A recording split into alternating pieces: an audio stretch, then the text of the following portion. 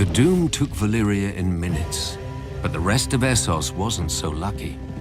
Out of the east swarmed the Dothraki, and there were no dragons to push them back. The Dothraki tide slammed first into the Sarnori, who called themselves the Tall Men, and whose ancient kingdom dominated the grasslands of Essos. The Tall Men at first scorned the Horse Lords as uncivilized barbarians, which they were. But Khal Mengo had united all of them into one Khalasar with one aim: to trample the world beneath their hooves and take other peoples as their herd. One by one, the cities of the Tall Men were overwhelmed. Still, they wouldn't unite against the Dothraki. Many didn't believe the tales of the rare survivors. No army could move so fast or strike so quickly. They didn't know that the Dothraki live in the saddle and have such command over their horses that they seem to have 4 legs, not 2. Where most archers fire from foot, the Dothraki fire from horseback. Charging or retreating, it makes no matter, they are just as deadly. But the Dothraki prefer close combat, howling for blood as they ride down their enemies with their araks, and there were so many of them. When Khal Mengo's son, Khal Moro, laid waste to the waterfall city of Sathar, renaming it the Place of Wailing Children, the Tall Men finally realized their peril. Led by a High King, they assembled a great army to break the Khals once and for all, and met the Dothraki on what would ever after be known as the Field of Crows. The 4 Khals commanded almost 80,000 horsemen between them. The Tall Men had 100,000 foot soldiers, 10,000 armored riders, 10,000 light horsemen, and 6,000 scythed chariots. As battle was joined, the earth-shattering advance of the Tall Men's chariots smashed through the center of the Dothraki horde, the spinning blades on their wheels slicing through the legs of the Dothraki horses. When one Khal went down before them, cut to pieces and trampled, his Khalasar broke and fled. The chariots thundered after the fleeing horsemen, and the High King and his armored riders plunged in after them, followed by their foot soldiers waving their spears and screaming in victory. But it was a trap. The Dothraki were not fleeing, as the Tall Men realized when the Horse Lords suddenly turned their horses and unleashed a storm of arrows. 2 more Khalasars swept down on the Tall Men's flanks, but another attacked them from the rear, cutting off their retreat. Completely encircled, the High King and his mighty hosts were destroyed. The Tall Men had stood for thousands of years. Now the crows feasted on their corpses, as the Dothraki squabbled over their valuables. The common wisdom is that the Dothraki tide finally broke upon the spears of the Unsullied at Quohor, saving Essos from the Horse Lords. In truth, the days when the Dothraki could threaten the entire world had already passed. The great Khalasar forged by Khal Mengo had splintered into a dozen hordes after the death of the last great Khal, and the riders had resumed their petty feuds. The grasslands of Essos are now called the Dothraki Sea, but no more nations drown in it. Still, the Dothraki priestesses, the Dosh Khaleen, prophesied that one day the Dothraki will gather at Vaes Dothrak, their holy capital, and unite once more under the greatest Khal of them all, the stallion who mounts the world. He will lead their people to the ends of the earth and grind all nations to dust beneath them. I knew a Khaleesi who the priestesses said would give birth to this stallion. She didn't. No doubt the Dosh Khaleen had made the same prophecy before and will again. World conquest is an alluring dream, but few who dream it ever wake to its reality. Yet could the Dothraki, united behind one great leader, conquer the world? When I first came to Essos, I laughed at the idea. But now, most armies are either sellswords, paid to fight, who often refuse to die, or peasants called up from the fields and hovels. How long would those armies stand against the charge of 100,000 screamers howling for blood? How well would boiled leather jerkins and mailed shirts protect them when the arrows fall like rain? As a boy, even I dreamed sometimes of being not a Stark of Winterfell, but a Dane of Starfall. Legend has it that the Dornish founder of House Dane followed a falling star to where it hit the ground, and there he raised his castle, A fantastic story, I know, but House Dane has a relic to prove it. Dawn, the most famous sword in Westeros. Forged from the fallen star's cold heart and as strong and sharp as Valyrian steel. Many houses have ancestral swords passed from father to eldest son, like my own family's ice. But Dawn doesn't pass to the Lord of House Dane by right. To wield Dawn, a knight of their house must first be deemed worthy. It doesn't matter if he's the Lord, a younger brother or a distant cousin. If none are found to be worthy, the blade stays on the mantle in Starfall until the next generation. But Dawn hasn't rested there often. From House Dane have risen some of the greatest warriors in Westeros. Vorian Dane, who was a king and the greatest knight in Dawn before he was defeated by Nymeria.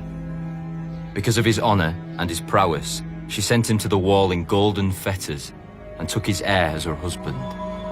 Joffrey Dane, who answered Aegon the Conqueror's demand to submit by invading Aegon's 7 kingdoms and marching an army to the gates of Old Town, where Aegon had been crowned.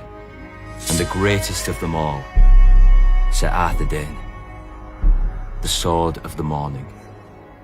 During the reign of the Mad King, a band of outlaws calling themselves the Kingswood Brotherhood terrorized the forest outside of King's Landing. Every force sent after them either returned empty-handed or vanished into the woods, never to be seen again.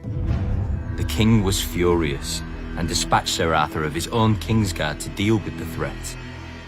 Sir Arthur didn't put the villagers to the question or set fire to the woods to smoke out the Brotherhood, as other forces had done. He paid the small folk for the food his men ate, brought their grievances to the king, even won them the right to take a few of the king's deer during the autumn.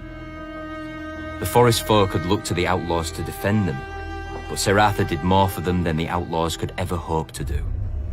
When a villager led Sir Arthur and his knights to the outlaws' secret camp, the Brotherhood, to their credit, didn't flee. One of their leaders, the Smiling Knight, was a madman. Cruelty and honor jumbled together, but he didn't know fear, not even when Sir Arthur drew Dawn before him. Soon the outlaw's longsword had so many notches that Sir Arthur stopped to let him fetch a new one. The robber knight chose another and then asked for Dawn.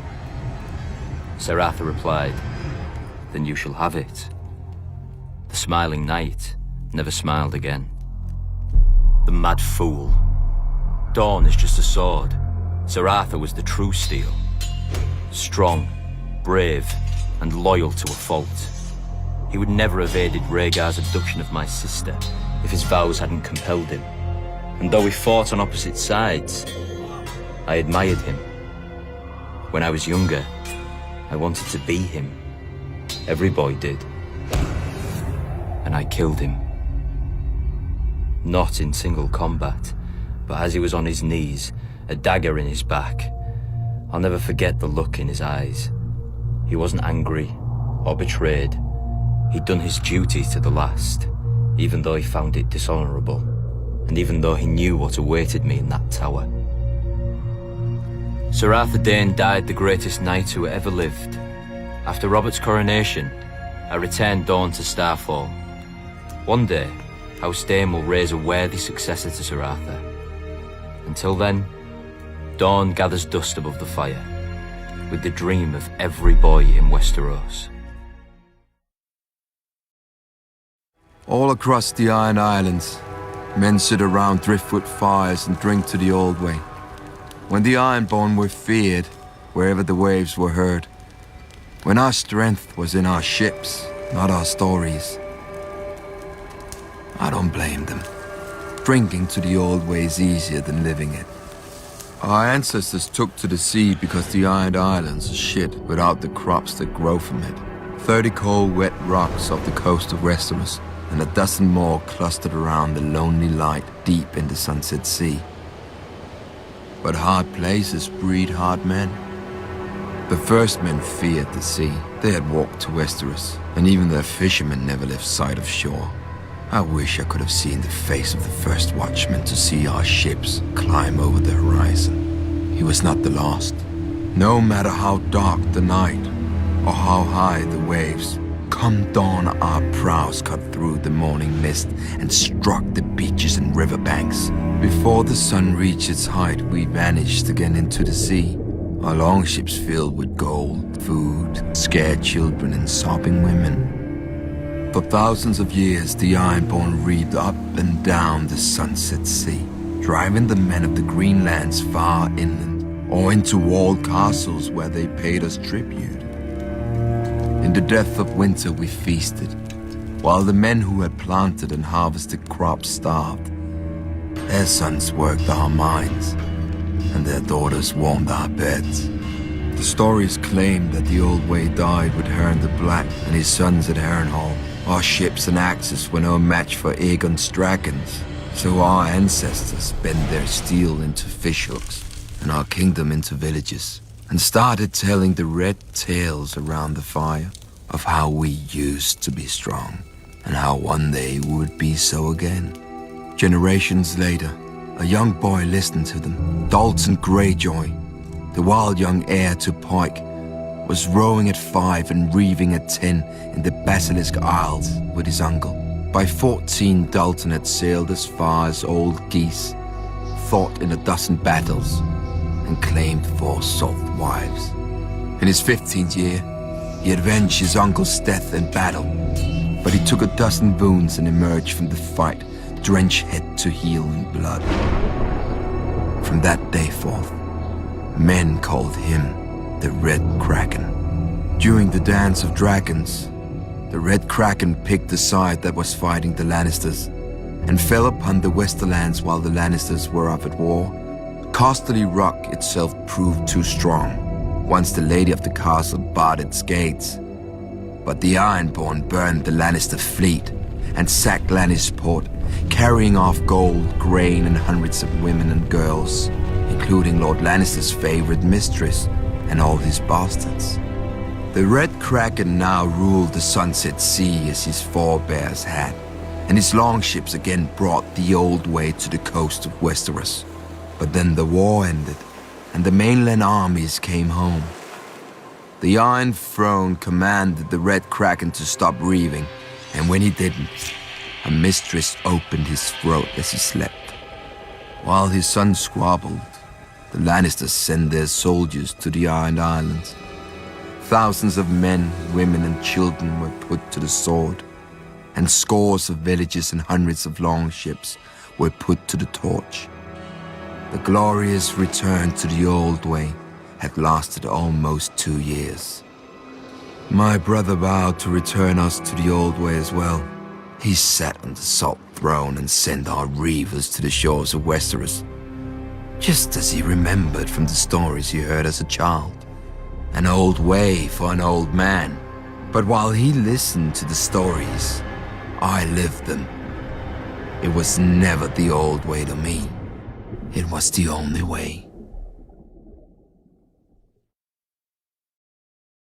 The North is the oldest and largest of the 7 kingdoms, but House Stark has not always held it.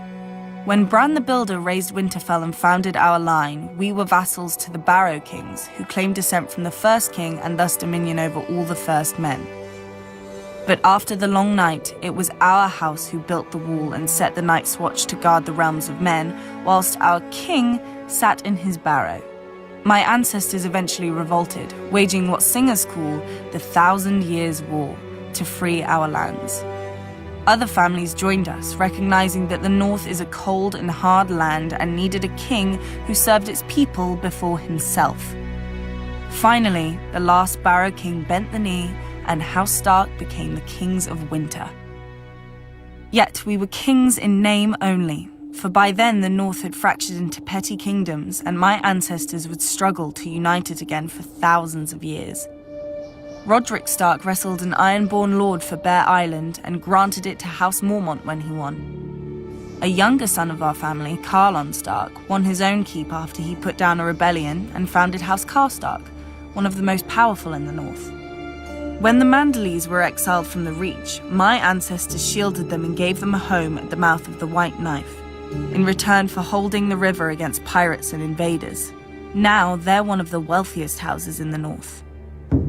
I'm not so naive to pretend that the entire North welcomed Stark rule. The last Warg King was slain at Sea Dragon Point along with all his sons and beasts. The last Marsh King died at the hands of King Rickard Stark, and House Reed has held the swamps of the Neck ever since. Houses Greenwood, Towers, Amber, Frost. None survive today as more than names in dusty old books. But my ancestors never wanted to destroy their foes' root and stem. The Umbers of Last Hearth and the Glovers of Deepwood Motte bent the knee and became loyal vassals of House Stark.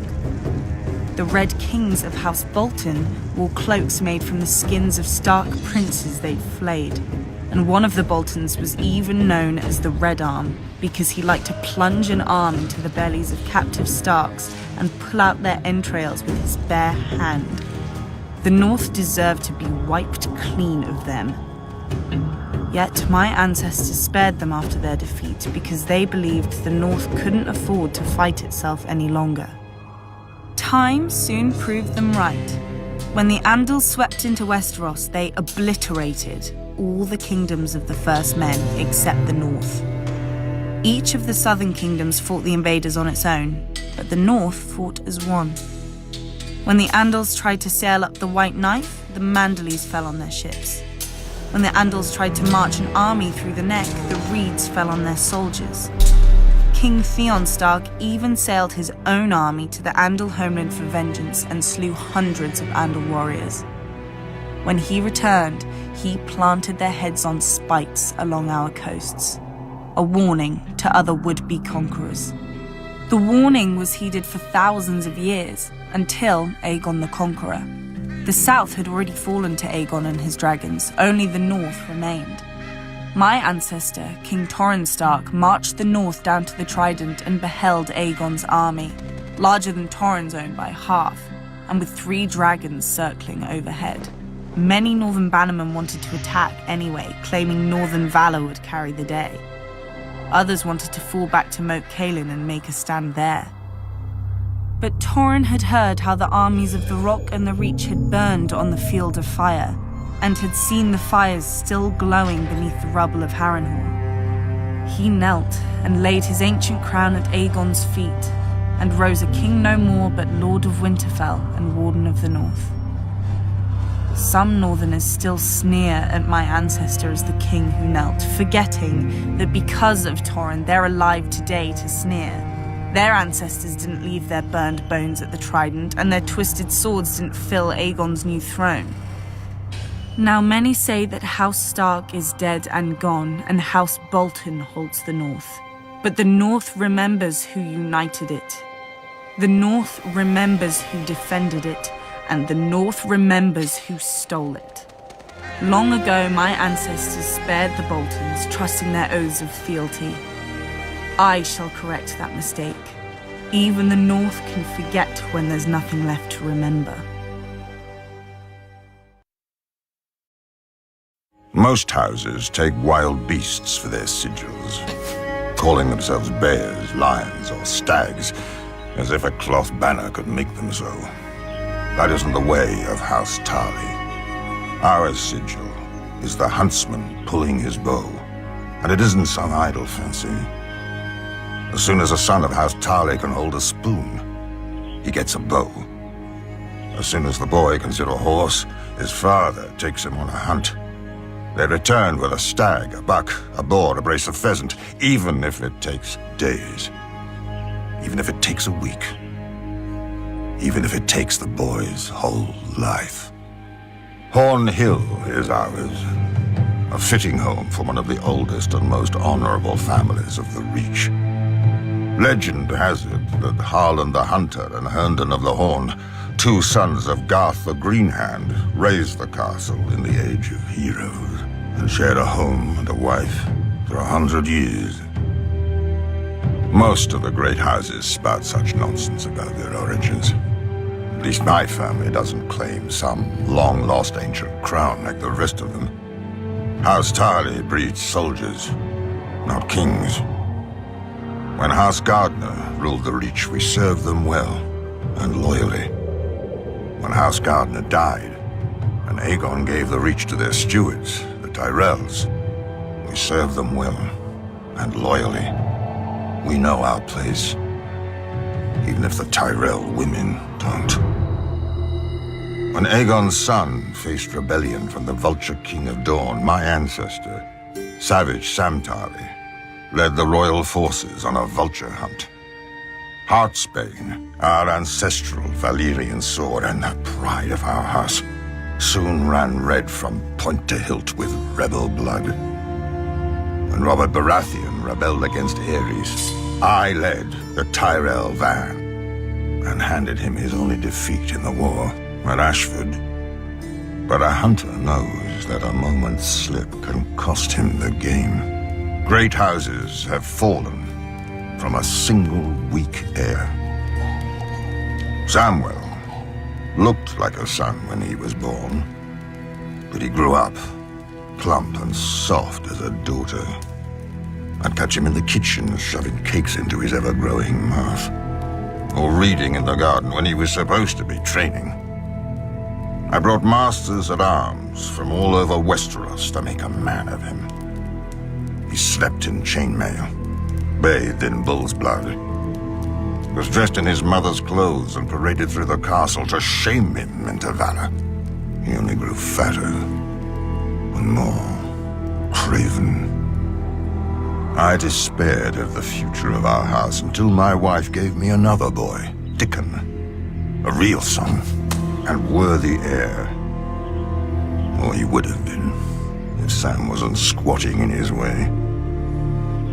One morning I had Sam brought into the woods outside the castle. I told him he'd given me no cause to disown him, but Heartsbane should go to a man strong enough to wield her. And Sam wasn't worthy to touch her hilt. Either he would take the black and renounce all claim to his brother's sword and title, or I would hunt him down like the pig he was. Of course, faced with danger and exertion, he chose the coward's path and waddled north to the wall. Some may call me cruel for what I did, but I don't care. I am responsible for House Tarly, as my father was before me and his father before him. If the hunter returns with empty hands, his family starves. If the warrior carries an empty scabbard, his home burns. House Tarly has stood for thousands of years. It will not fall on my watch, no matter how many tears my family sheds. Kingslayer. A word every man and woman in Westeros spits at me, though many can't even name the king I slayed. I understand. To them, I'm a symbol of everything they'll never have and a warning that'll never apply, so they can loathe me from the safety of their small lives. But when a dog goes mad, we put it down. Why not a king? I was never supposed to be on the King's Guard. Oh, as a boy, I dreamed of the White Cloak like all boys, but I was heir to Tywin Lannister, Hand of the King. If he forbade the tides, the waves would cease. Then I was 15, and my father was congratulating me on my new knighthood in the Red Keep. I wonder if that was the last time he was proud of me. That night, there was a knock on my door, and I opened it to find my sister Cersei disguised as a simple serving girl. I hadn't seen her since my father had taken her to court when she was 12. She had grown up, as had I. She told me that my father planned to marry me off to Lysa Tully, but she could arrange for the king to raise me to the King's Guard so I could stay in the city with her. All I had to do was agree. I made the obvious objections, our family, our father, Casterly Rock, until she asked, "Is it a rock you want, or me?" Come morning, she had my consent. I would join the King's Guard for her. I would forswear my lands and title for her. I would forsake our family for her. Soon a royal raven commanded my father to present me to the king during the great tourney at Harrenhal to say my vows. My father erupted in fury. He could not object openly, but he resigned the handship and returned to Casterly Rock, taking Cersei with him. Instead of being together, Cersei and I exchanged places. Then, everything started to fall apart. At Harrenhal, King Aerys made a great show of my investiture. I knelt before him in gleaming armor and swore the oath of the Kingsguard. When Sir Gerald Hightower raised me up and put the white cloak on my shoulders, a roar went up from the crowd. I admit, despite my father's anger, I was happy and foolish. That very night, Aerys soured, commanding me to return to the Red Keep to guard the Queen and little Prince Viserys. Sir Gerald offered to take that duty himself so I might compete in the tourney, but Aerys refused. He'll win no glory here, the king said. He's mine now, not Tywin's. He'll serve as I see fit. That was when I understood. It was not my skill or valor that had won me this honor. The Mad King had chosen me to spite my father and steal his heir. I wanted to rip off the white cloak, but it was too late. A Kingsguard serves for life. So I upheld my oath, confined to the Red Keep where Varys could watch me and where the headsman could find me if my father displeased the king. I served the king's pleasure, as he burned Rickard Stark alive and strangled his son, inciting the rebellion. I defended the king's honor against courtiers as his generals lost battle after battle with Robert. I kept the king's secrets, when his pyromancers hid caches of wildfire beneath King's Landing. I gave the king counsel when my father's army was at the city gate, and Grand Maester Pycelle lied that my father had come to save him. Many forget that I also tried to defend the king from harm. When the Lannister soldiers poured through the gates, it fell to me to hold the Red Keep as the only Kingsguard in the city. I knew we were lost and sent to Aerys, asking his leave to make terms. A man came back with a royal command. Bring me your father's head if you are no traitor. Aerys would have no yielding. His pyromancer was with him, my messenger said. I knew what that meant. Aerys Targaryen was alone in his throne room when I found him, picking at his scabbed and bleeding hands. The fool was always cutting himself on the Iron Throne.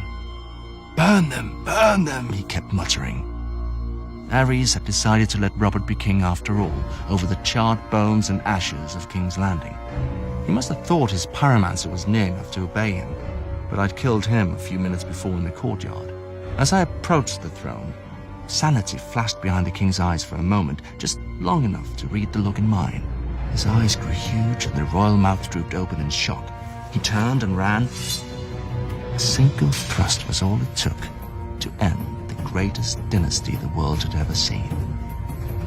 Beneath the empty eyes of the dead dragons on the walls, the last Dragon King squealed like a pig and shat himself. So easy, I thought. A king should die harder than this. My father's knights burst into the hall in time to see the last of it, so there was no way for me to vanish and let some braggart steal the glory or blame. I knew at once when I saw the way they looked at me, it would be blame. Lannister or no, I'd been one of Aerys' Kingsguard. I commanded them to announce that the Mad King was dead and to spare all those who yielded. They asked me if they should proclaim a new king as well. I knew what they meant. Would it be my father, or Robert Baratheon, or maybe the child Viserys who'd fled to Dragonstone? A Targaryen boy king with my father's hand to rule in truth. I thought of how Ned Stark and Robert Baratheon would howl at this end to their great heroic war, and I was tempted. Then I glanced down again at Aerys, his life's blood oozing from the wound and pooling on the floor around him. Proclaim who you bloody well like, I said.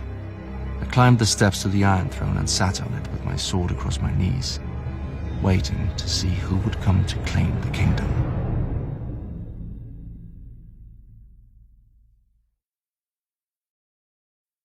Westeros has 7 kingdoms, but the Iron Islands have hundreds.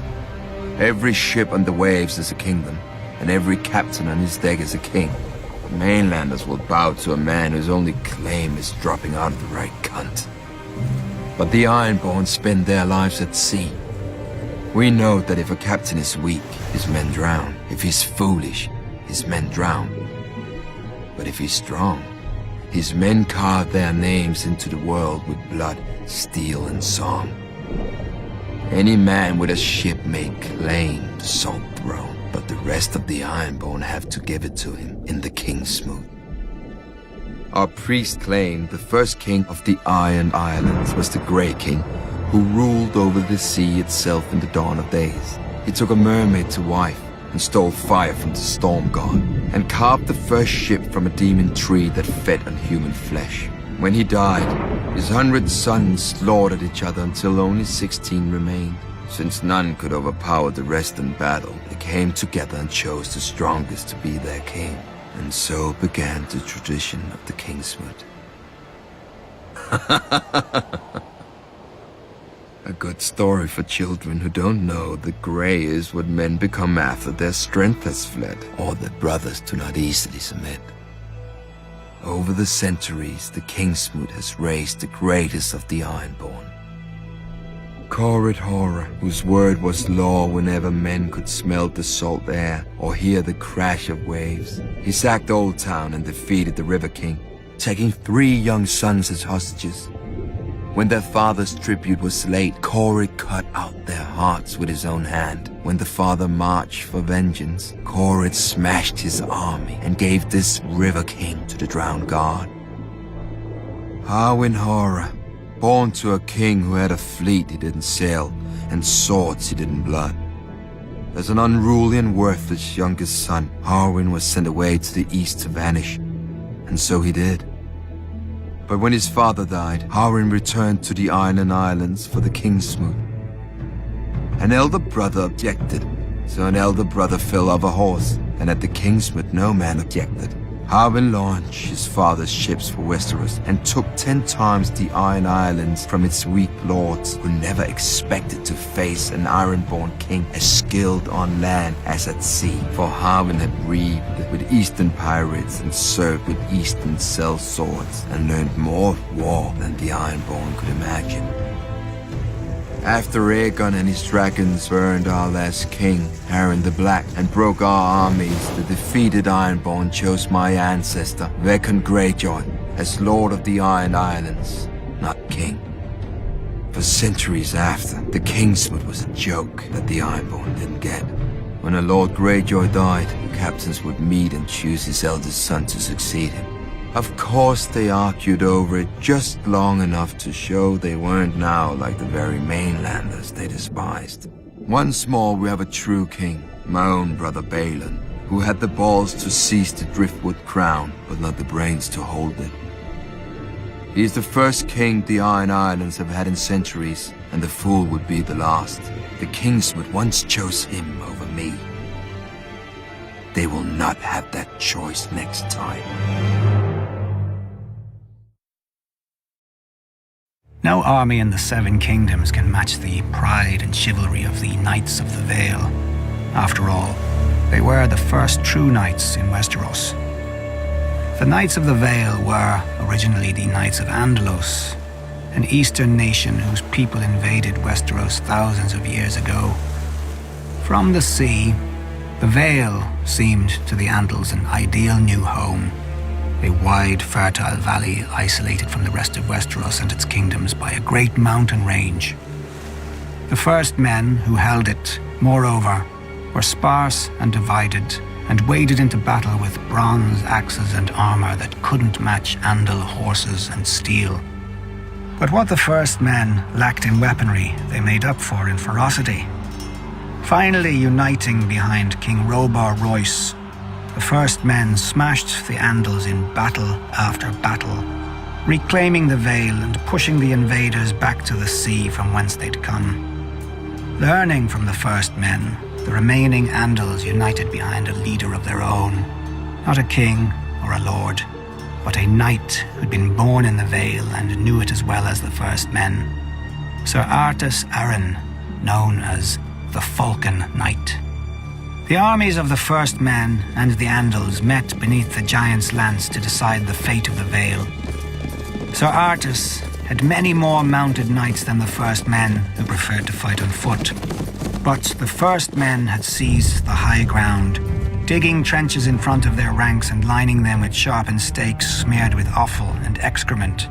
6 times the Andal knights charged, and 6 times the first men threw them back. But on the 7th, a fearsome Andal warrior broke through the ranks of the first men, and the Andals rushed through the gap. If King Robar had been wiser, he would have retreated and saved his army for another day. Then again, if he'd been wise at all, he'd never have risked his army of foot soldiers against mounted knights in the first place. When King Robar saw the falcon helm of Sir Artus across the field, he wagered that the Andals would break if they lost their leader, and rode hard for the falcon knight. The singers paint a pretty picture of the battle. The king in flashing bronze armor, the knight in silvered steel. But the duel lasted no longer than a verse of the songs. For King Robar had taken a Valyrian sword off a dead Andal lord, and it sheared through Sir Artus' helm much like a bird's wing through the air. As the falcon knight tumbled to earth, King Robar thought he'd won his desperate gamble. Then he heard the trumpets behind him. When he turned, he saw 500 fresh Andal knights pouring down the giant's lance. And the man at its head was also the man at Robar's feet. For Sir Artus, unique in that age, or indeed any age, esteemed cunning even more than martial strength, and had clad one of his knights in his spare suit of armor, leaving him to die at Robar's hand, while Sir Artus took his best horsemen up a goat track he knew from childhood. The charge of the Andal knights broke the last great army of the first men, who would never again threaten the new Knights of the Vale. Some of the defeated would even join their ranks in the years to come, but many more fled to the mountains, choosing savagery over submission. Ever since, the Knights of the Vale enjoyed an exclusive position in Westeros. They could sally forth from the Vale at will, knowing that if battle went against them, they could retreat through the Bloody Gate where no army could follow. Until the dragons changed the game. When Aegon the Conqueror landed in Westeros, the Queen Regent of the Vale shut the Bloody Gate against the Targaryens and massed the Knights of the Vale behind it to lock it. But Visenya simply flew her dragon to a balcony of the Eyrie where the boy king was playing and gave the boy a ride round the castle in return for his mother's submission. With the conquest, no more could the Knights of the Vale hide behind their mountains, nor, they soon discovered, did they need to. For thousands of years, the other kingdoms had warred and treated to balance each other's might, whilst the Vale kept to itself. None realized what power the Vale could have until Jon Arryn defied the Iron Throne, refusing to surrender Ned Stark and Robert Baratheon to the Mad King. The North, the Riverlands, and the Stormlands couldn't have beaten the other three kingdoms by themselves, but the Knights of the Vale rode with them. Now the North is freezing, the Riverlands are burnt, the Stormlands are spent, Dorne is distant, the Westerlands are weakened, and the Reach is paralyzed. Of all the great armies in Westeros, only the Knights of the Vale have yet to suffer exhaustion or defeat. The Bloody Gate is opening again onto Westeros, and through it passes opportunity. War did not come to Westeros with men. In the dawn of days, the children of the forest fought the giants. But neither race sought to destroy the other, or lay claim to the continent.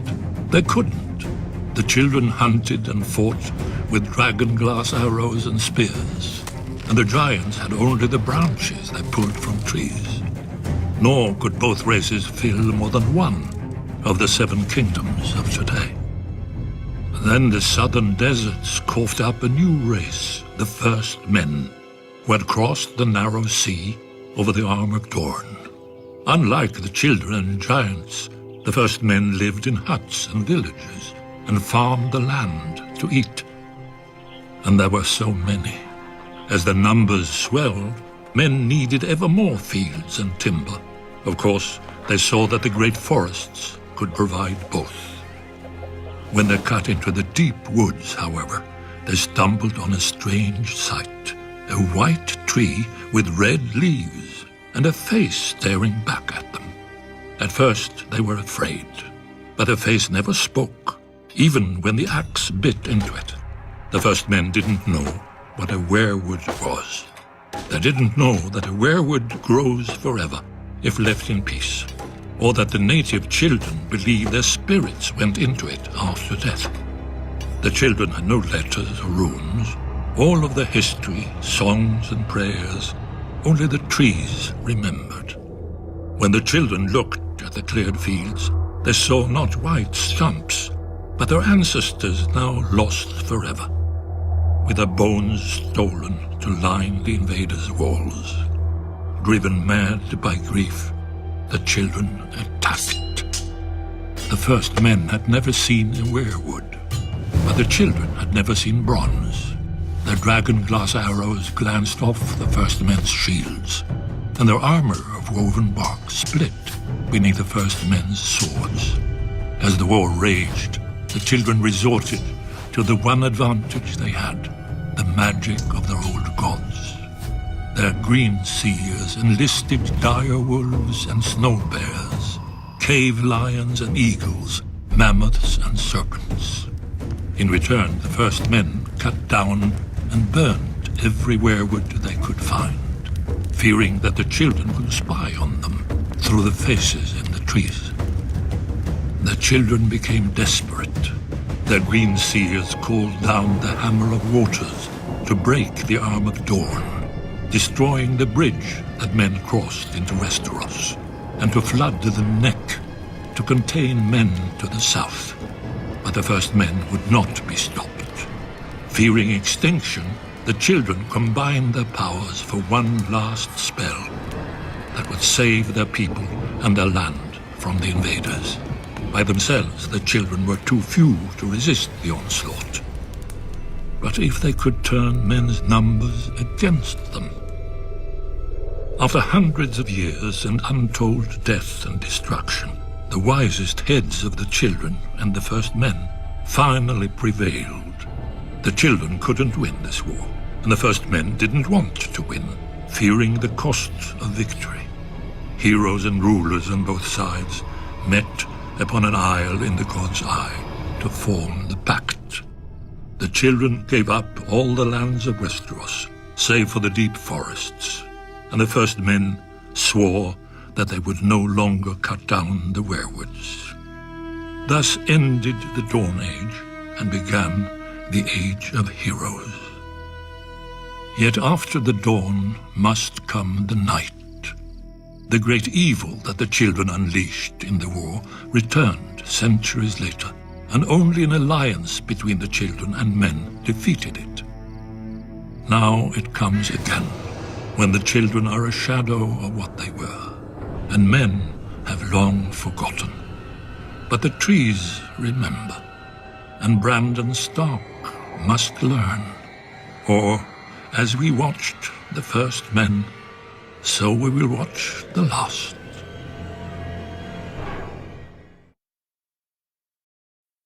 Without question, Old Town is the oldest, wealthiest, and greatest city in Westeros.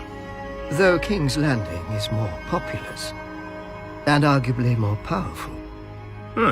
The city straddles the mouth of the Honeywine River, and the bounty of the entire Reach flows beneath its great stone bridges to ports that are renowned throughout the world. Thus we needn't speak more of them. More interesting is the history of the city. For none can say when it was founded. Many centuries ago, a few bold maesters sought out the children of the forest, who claimed that men have lived at the mouth of the Honeywine since the Dawn Age. Nonsense! Maester Jellicoe proved that the city began as a trading post, where ships from Valyria, Old Geese, and the Summer Isles put in to replenish their provisions and make repairs. Hence the most famous feature of the city, the High Tower, raised even before the city walls, as a beacon through the fog-covered waters. Originally built of wood and standing a mere 50 feet above the ancient fortress of its foundation, it is now thick stone and rises even taller than the wall. Those born and raised in Old Town can tell the time of day by where its shadow falls. But no maester can tell why. Even in our oldest records, the island on which it stands is called Battle Isle. What battle was fought there, and when? As for the ancient fortress that forms the tower's base, its walls and interiors are all of solid black stone with no hints of joins. or mortar, and no chisel marks of any kind. We know it predates the tower itself by thousands of years, but who built it? How?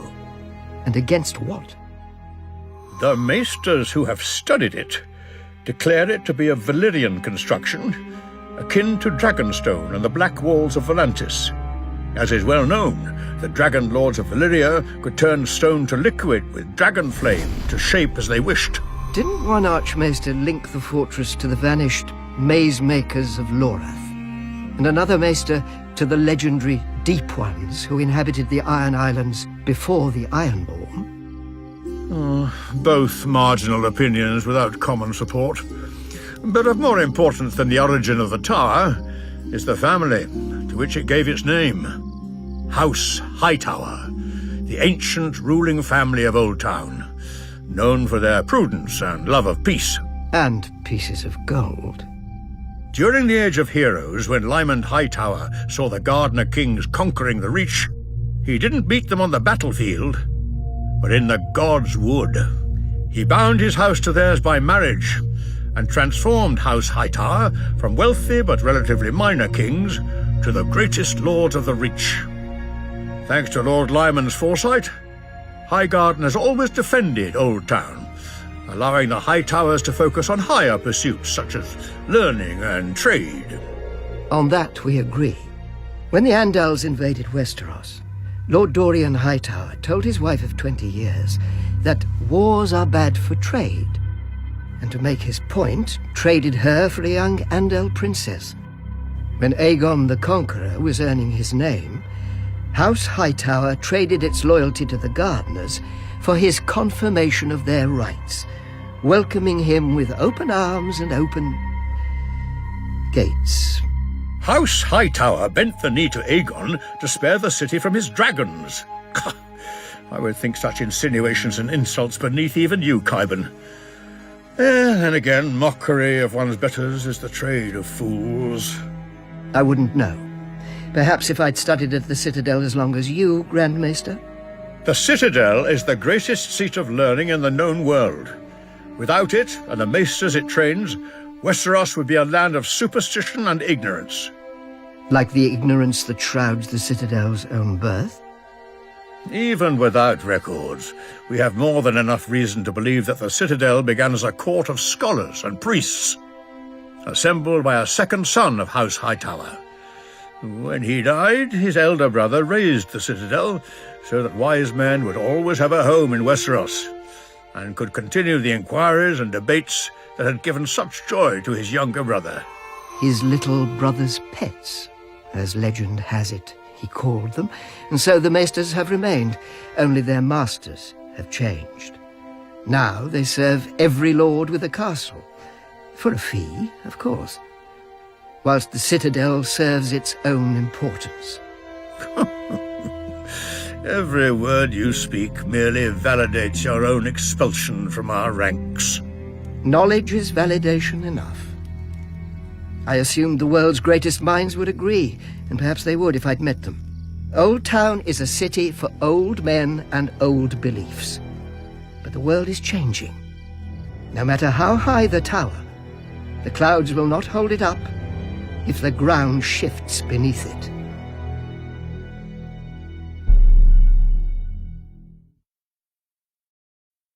Circling the Jade Sea is the dream of every merchant. On the other side is the golden empire of Yeti, which was ancient when the Valyrians were still fucking goats. Even its ruins dwarf every city in Westeros, and its princes are said to live in houses of solid gold and feast on meat powdered with pearls and jade. Foolish talk. If it were true, I would have visited them long ago. But a bold merchant will risk 2 years for one voyage, to fatten his holds with spices, gems, and silks, so that he never wants for anything again. To be fair, many never do, because my ship, Silence, finds them on their return. Their merchant dreams look so pitiful poured out on my decks. Not enough for any lifetime but their own. Traders from the Summer Islands make tougher prey. Not even the Silence can run down their sworn ships on the open sea. When we take them by surprise, our rams splinter and crack against their hulls, carved from rare hardwoods of the summer islands, and fitted together without a single nail. Worse, every swan ship carries a company of archers armed with golden-hard bows, which can hurl the shaft hard enough to pierce steel plate. After all that trouble, we often find their holds filled only with maps, fruit, and wooden trinkets. Hardly worth our time and blood, except for their women. To worship their god, all women of the summer islands learn to fuck. It's enough to make a man devout. Ebony's whalers are the most worthless of prices. The men of Iba short, thick, and hairy. So are their women. Not even tales of their six-breast content men to take them. But the Ebonese know how to build ships. Their great-bellied whalers can weather any storm and withstand the assaults of the largest beasts. In battle, the Ebonese are incredibly strong, and even their blood reeks of blubber and oil, and their holds are rarely worth scrubbing our decks free of the stench. When our holds were full or needed repair, we set a course for the greatest safe harbor of the summer sea, the Basilisk Isles, Port Plunder, Stye, Horse Gash. No map can find these towns, nor can the laws of men. The slavers keep their captives in caves on the Isle of Tears. Pirates trade their goods on Barter Beach and hire fresh crews from the murderers filling every inn. Great piles of old yellow skulls line the shores of one deserted island. Offerings from captains who have fresh heads pinned to their masts. Once every generation, the free cities send fleets to destroy the towns and hang every man they find. They do, and the towns are abandoned to rot and sink back into the slime. But come the next year, another Port Plunder sprouts up somewhere else on the Isles, like a toadstool from a new pile of shit. For many years, I brought silence to the summer sea. But when I close my eyes, I hear the waves breaking below the bridges of Pike. I hear the Kingsmouth chanting my brother's name. Merchants paid the gold price, buying their desires with coin.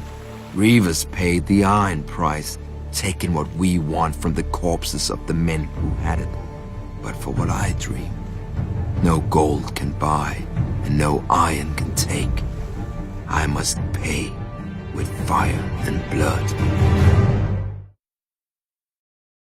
In the long and glorious history of men butchering each other, we riverfolk make the best meat.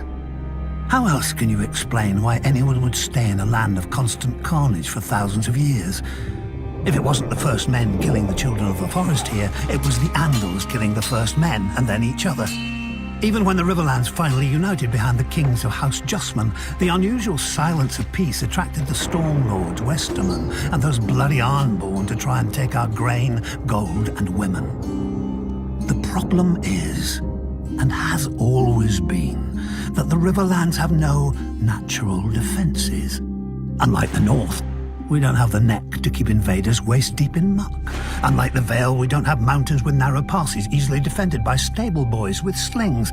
Unlike Dawn, we don't have a blazing sun and, well, the Dornish. My ancestors may have had a funny taste in sigils, but they knew one thing. If you plan on staying in the Riverlands, you'd better have a strong castle. My ancestor, Axel Tully, bright man that he was, realized that most soldiers can't swim, and raised his castle of Riverran where the Red Fork and the Tumblestone rivers meet. He built right up to the water on each side, daring attackers to force a crossing. If they wore armor, they'd drown. If they didn't, our archers would feather them from the battlements as they paddled. An army could still assault Riverrun from the west, however, so my ancestors dug a wide moat along our western wall, connecting the rivers on either side of the castle. When any would-be conquerors showed up, we opened a series of gates and flooded the moat. transforming Riverrun into an island fortress with enough stores to last years. As the invaders starved in their camps, they'd watch us fish off our walls, just for variety, and because we were bored. Eventually, they all skulked home. In the 1,000 years that Riverrun has stood, not once has it been taken by force. It's a proper castle. You want it? You have to marry into it. Even the damned Freys knew that much.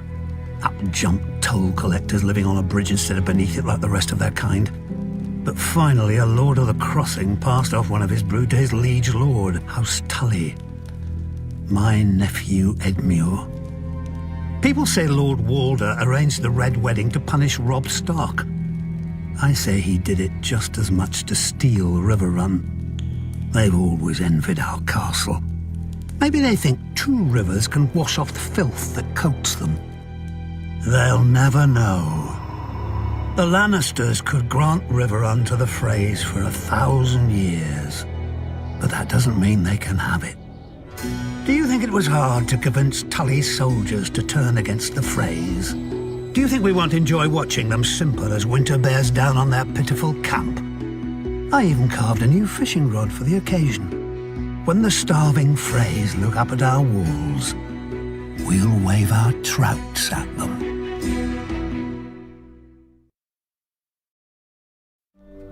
King Robert still lived, and Lord Eddard Stark had just survived an ambush by Jaime Lannister in King's Landing. We were the King's men, charged by the King's hand to bring the King's justice to the false knight Gregor Clegane, who was raping and murdering the King's subjects in the Riverlands. To be honest, I cared more about the King's cellars, but I joined Lord Beric for the adventure. And maybe a grateful milkmaid or two. Ser Gregor isn't called the Mountain because of his subtlety, yet he took us by surprise at the Mummers Ford. He'd hidden his men on both banks, and as we crossed, he fell upon us from the front and rear. I saw a single blow from his sword take a man's arm off and kill the horse beneath him. Many of us, though, were simply ridden down and drowned. The survivors spotted my damn red cloak and rallied around me, and we cut our way free. 100 men we'd been that morning. By dark, only 40 were left, and Lord Beric looked to make us 39 before morning. I drew a foot of lance from his chest and poured boiling wine into the hole it left, but I knew there was no hope. When his light failed, I shut his eyes, placed my hands on his cold chest, and mumbled a half-remembered blessing over his body, because he was my commander and my friend, and I didn't know what else to do. Then, I felt his heart thud beneath his breast. His body shuddered as the fire of life rekindled inside it. I used to joke that I became a red priest because the robes hid the wine stains, but the wine itself hid an unbelieving heart. When Beric's eyes opened, so did mine. I fell to my knees and praised the one true God and begged forgiveness for my ways. I don't know if the Lord heard me, but when dawn came, Beric was still alive and stronger than he'd been. He told us that our war hadn't ended at the Mummers Ford, but begun, and that every fallen brother would be avenged. We were so few, though, that all we could do was harry the Lannisters' rear. Luckily, all they could do was kill Beric. A Lannister mace shattered his helm and skull. A noose snapped his neck after he surrendered himself to save a beekeeper and his wife. The Mountain's dirk pierced his eye through his visor. After each time, I stood over his corpse and prayed to the Lord, and the Lord brought him back. Then we heard that Robert was dead, and Lord Eddard too. We'd been sent by the King's hand to deal with outlaws, but now we were the outlaws, and Lord Tywin was the hand of the King. Some wanted to yield, but Beric wouldn't hear of it. We were still King's men, he said, and these were the King's people the lions were savaging. If we could not fight for Robert, we would fight for them, until every man of us was dead. We'd lost the King's banner at the Mummers Ford, but then the countryside was awash with sigils and armies anyway. We became the Brotherhood without banners. Beric led us in battle, and I led us in prayer, and the Lord of Light led us in everything. When the heralds proclaimed the end of the War of the Five Kings, none of us thought of yielding. Our war wasn't over. The generals had gone home, but the soldiers stayed. Either they had no homes to return to, or they'd gotten a taste for other peoples. The Brotherhood was the people's only defense. We became the brothers of murdered siblings, husbands of murdered wives, and fathers of murdered children, led by a murdered man. Once we sought to bring the king's justice to the realm. Now we bring the Lord's, or at least we try. Fire and blood make poor tools, as kings make poor servants. House Targaryen called themselves dragons long after the last beast died. Perhaps it's only fitting that even their humility was monstrous. Men worshipped on Visenya's hill thousands of years before Visenya came and Baelor raised the sanctum that bears his name. The massive dome and towers of the great sept of Baelor can be seen from anywhere in the city, but not from the vast countryside that paid for it. Its 7 bells can be heard as far as Dragonstone whenever a king dies, but none tolled for the stonemasons, glaziers, and smiths who built it. The great sept was built to impress upon a man how much greater the gods are than him. A noble goal, and in that it succeeds. Within the main chamber, the sun streams through a 7-pointed star to illuminate the 7 towering over mortals. The crone with her lantern for lost souls, the mother with her welcoming arms, the father with his scales of justice, the maiden with her purity, the warrior with his sword, the smith with his hammer, and lastly the stranger with his shrouded face. Pilgrims cross the 7 kingdoms to light candles here at the feet of their gods, but these aren't the gods. The 7 aren't encased in stone in the great sept any more than the souls of dead kings are in the tombs below it. To steward his monument to vanity, Baelor summoned the High Septon of the Faith from his ancient seat in Old Town and gifted him with ornate robes and a crown of crystal and gold.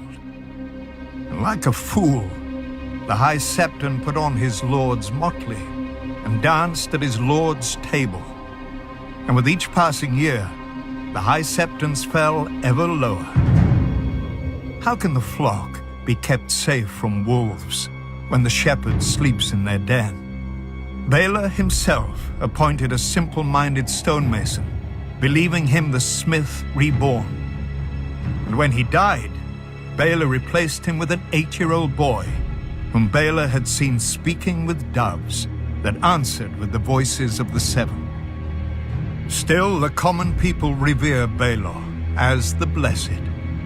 They tell of how he forced a high lord to wash a beggar's feet, fasted to tame his unnatural lusts, and walked the bone way himself to make peace with dawn. Many septons and scepters even claim that Baelor rescued his cousin, the Dragon Knight, from a snake pit, because no viper would strike a man so pure and holy. A lie. Baelor was bitten 12 times and was bedridden for half a year. And yet he didn't die, nor did his High Septons ruin the faith. Blessed Baelor's statue may greet men outside the doors, but when men enter the great sept, they don't see the gold or the crystal or the ambitions of a humble member of a powerful dynasty. They see the gods. They feel awe at the divine majesty and their own insignificance. The gods work through Baelor's pride and vanity as they work through all of us. For the faith is more than a sept. The faith is more than a High Septon, more than all the septons and scepters who preach to the living, more than the silent sisters who prepare the dead. The faith is the will of the gods, and we are all its instruments. Kings and beggars, lords and cobblers, lions and sparrows. Men called me the Spider long before I came to Westeros.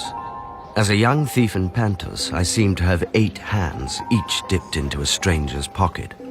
But the other thieves didn't appreciate my skill, and they had size and strength that I couldn't match.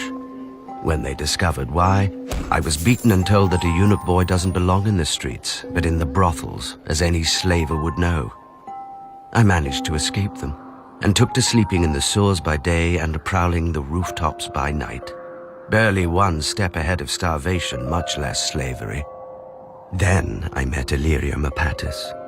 He was a bravo who lived by his sword, but his mind was sharper than his blade. I proposed an arrangement. I would spy on lesser thieves and steal their takings. Illyrio would offer help to the thieves' victims, promising to recover their valuables for a fee. Soon every honest man knew to come to Illyrio, whilst the city's cut purses sought me, half to sell me what they had stolen, and the other half to slit my throat. Sadly for them, Illyrio needed my throat more than he needed theirs. Most thieves, like most men, are fools who think no further than turning a night's plunder into wine. Luckily, as the other thieves had reminded me, I was not a man. Nor were those I hired with the gold we earned. I chose the smallest orphan boys and girls, the ones who were as quick and quiet as me, and taught them to climb walls and slip down chimneys. My little birds left the shiny trinkets for common thieves, and instead stole letters, ledgers, and charts. Secrets are worth far more than silver or sapphires. Later, I taught my little birds to read the letters themselves and leave them where they lay, so no one would know of our intrusion. Illyrio and I grew so rich that Illyrio wed a princess of Pentos, whilst whispers of my talents reached the ears of a very anxious king across the narrow sea, who did not trust his son, nor his wife, nor his hand. Nor should he have, as I told him once I arrived and raised more little birds. They thought it the most amazing game to discover all the secret tunnels through the Red Keep and listen to all the whispered secrets from within the castle walls. I often wonder what became of my little birds once I left King's Landing. Most likely they returned to Flea Bottom, or worse, grew up. One day I'll hear their song again. Until then, well, the world never lacks for orphans. Little birds sing in the west, and little birds sing in the east, and a harpy flies into a spider's web. The War of the Nine-Penny Kings, they called it. But I never saw a king, or earned a penny. After the war ended, I heard it all started when an exiled royal bastard raised an army of sellswords, and the rightful king sent his own army to stop an invasion. Sounds simple the way the maesters tell it, but an army isn't like a dog that comes when you whistle. The king calls on great lords, who call on lesser lords, who send out their captains to round up all the peasant men on the land the lord claims to own. If the lord is wise and generous, his new soldiers are given steel swords and wooden shields to fight his battles. Most of our army fought with sharp sticks. Singers still sing of the valiant heroes made in the war. Sir Brynden Tully, the Blackfish, Sir Tywin Lannister, and Prince Aerys Targaryen, Sir Barristan Selmy the Bold, who slew the bastard pretender and ended the war at a stroke. But the king whose crown we were defending never came. He mattered too much, I suppose. His hand commanded the crown's armies and died valiantly in his son's arms. Or so the singers say. I never saw that either. I did see the soldiers when they came to our village. They declared I was too young to fight, but my brothers and friends were all going and I wouldn't be left behind. My oldest brother said I could be his squire, though he wasn't a knight, just a pot boy armed with a stolen kitchen knife. He'd never need it. I saw him collapse on the march from fever, along with many from our village. I saw our shoes fall apart on the road, our clothes rot off our bodies, and half of us shitting our beds from the sickness and fear. And then we got to the war. In the stepstones, I saw a mace cave in my last brother's head. I saw the lord who led us there cut down and some other lords shout that we were his now. One day I looked around and realized all my friends and kin were gone. I was fighting beside strangers under a banner I'd never seen. Didn't know where I was or how to get home. When a lord rode up shouting at us to form ranks with our scythes and hoes, I couldn't remember which side I was on. Then the knights came down on us, faceless men, all in steel, and the thunder of their charge filled the world. I closed my eyes. Years later, after the war had faded into songs, I opened them again and saw what I had done and what I had become in the war and since. I went looking for a way back home. I know I'll never reach it, but that doesn't mean I don't need a guide.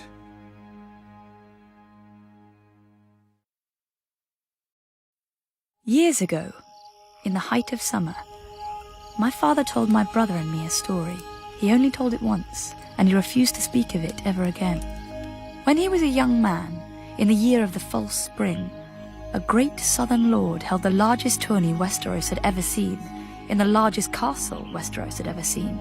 Knights and lords from across the 7 kingdoms made their way, drawn by the spectacle and the size of the champion's purse. Even the king was rumoured to be attending, though none had seen him in years. Ours is a small house, and my father had come only to be part of the magnificence, whose like he'd never see again. One afternoon, he was walking across the field, enjoying the warm spring day, when he was set upon by 3 squires. None were older than 15, yet all were bigger than him. This was their world, as they saw it, and he had no right to be there. They snatched away his spear and knocked him to the ground, cursing him for a frog-eater. Every time he tried to rise, they shoved him down and kicked him when he curled up on the ground. But then they heard a shout. "That's my father's man you're kicking!" howled the she-wolf. Lyanna Stark, the young daughter of Lord Rickard Stark, Warden of the North and my father's liege lord. Lyanna laid into the squires with a tourney sword, scattering them all. My father was bruised and bloodied, so she took him back to her tent to clean his cuts and bind them up with linen. There, he met her brothers, Wild Brandon, who led them, the quiet Eddard, and Benjen, who was the youngest of the 4.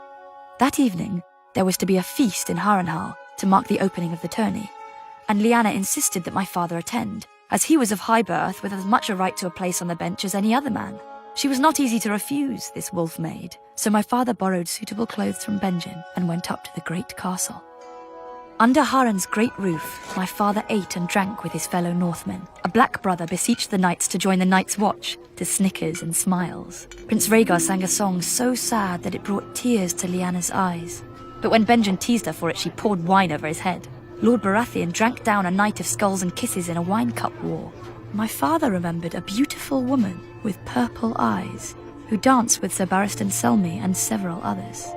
As the end of the evening approached, Brandon Stark asked her for one more dance on his shy brother's behalf, and so Eddard Stark shared the last dance of the celebration with Lady Ashara Dane. Abruptly, the hall went quiet. The Mad King had come after all, and was now entering the hall with his Kingsguard. He hadn't left the Red Keep in years, and none could believe the state of him. His long yellow fingernails, tangled beard, and ropes of unwashed, matted hair made his madness plain to all. Nor was his behaviour that of a sane man, for in the blink of an eye he could go from hysterical laughter to weeping to rage. But when he commanded Sir Jaime Lannister to kneel before him and swear the oath of the Kingsguard before half the lords of the realm, a cheer burst from the crowd, for Sir Jaime was much admired for his courage, gallantry, and skill with a sword. Amidst all this merriment, my father spied the 3 squires who'd attacked him, attending their knights. Lyanna saw them too, and pointed them out to her brothers. "I could find you a horse and some armour that might fit," Benjen offered. My father thanked him, but gave no answer. Our people sit a boat more often than a horse, and our hands are made for oars, not lances. Much as he wished to have his vengeance, he feared he would only make a fool of himself and shame his people. Eddard had offered my father a place in his tent that night, but before my father slept, he knelt on the lake shore, looking across the water to the Isle of Faces, and said a prayer to the old gods. The next day in the tourney, the 3 knights whose squires had beaten my father unseated their opponents and earned a place among the champions. But late in the afternoon, As the shadows grew long, a mystery knight appeared in the lists. He was short and clad in ill-fitting armor cobbled together from different suits. On his shield was painted a heart tree of the old gods, a white weirwood with a laughing red face. The mystery knight dipped his lance before the king and rode to the end of the lists, where the 5 champions had their pavilions. You can guess the 3 he challenged. Whoever the mystery knight was, the old gods gave strength to his arm. All 3 knights fell before him. None were well loved, so the common folk cheered the Knight of the Laughing Tree, as the new champion was soon called. When his fallen foes sought to ransom their horses and armor, the Knight of the Laughing Tree's voice boomed through his helm and told them, "Teach your squires honor. That shall be ransom enough." Once the defeated knights chastised their squires sharply, their horses and armor were returned. And so, my father's prayer was answered. The king was furious. In his madness, he suspected a traitor in his midst. Perhaps even the newly made Sir Jaime Lannister, whom he had already sent back to the Red Keep. That night, the king asked Lord Robert Baratheon to take to the lists and unmask the mystery knight, declaring him no friend of his. But the next morning, when the heralds blew their trumpets and the king took his seat, the Knight of the Laughing Tree had vanished. All they ever found was his painted shield, hanging abandoned in a tree. My father's tale ended here. He never spoke more of Harrenhal, though he must have seen Prince Rhaegar's victory. Some whispered that Prince Rhaegar himself had arranged the entire tourney in secret, as a way to gather the great lords and address his father's apparent madness, perhaps even remove him from the Iron Throne. But when I asked my father about this, he only shrugged sadly. What Rhaegar intended, none can say, but all know what he did.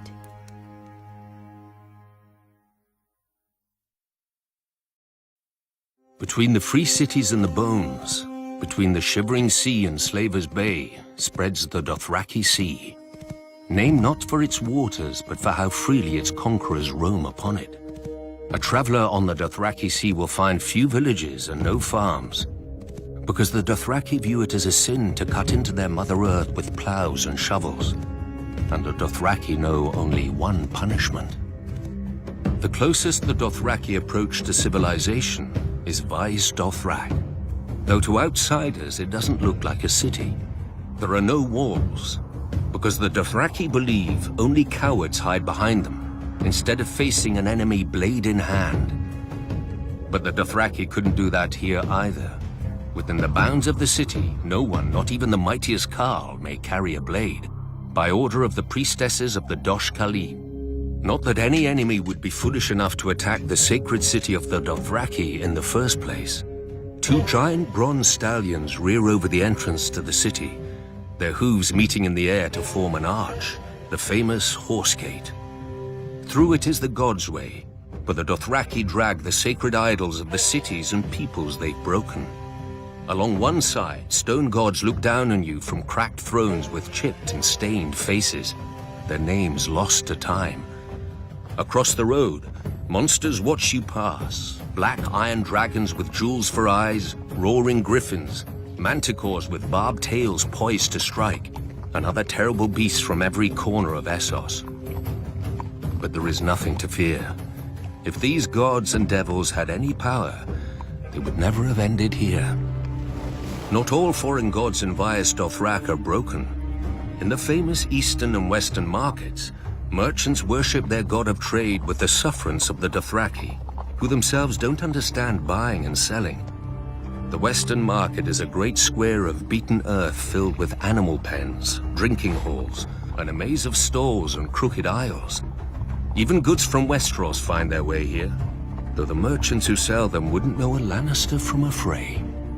The eastern market is fittingly a stranger place. The elders of the Dosh Khalim view it with suspicion, and most Dothraki stay away. They aren't wrong. The great elephants, the basilisks and silver cages, and the striped black and white horses of the Diogus Nai are harmless enough.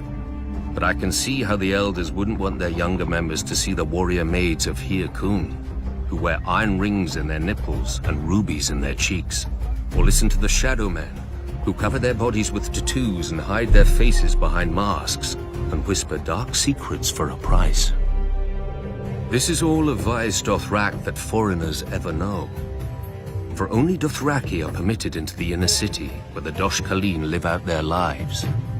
A blood rider, drunk on fermented mare's milk, once told me that the Dosh Khaleen are stewards.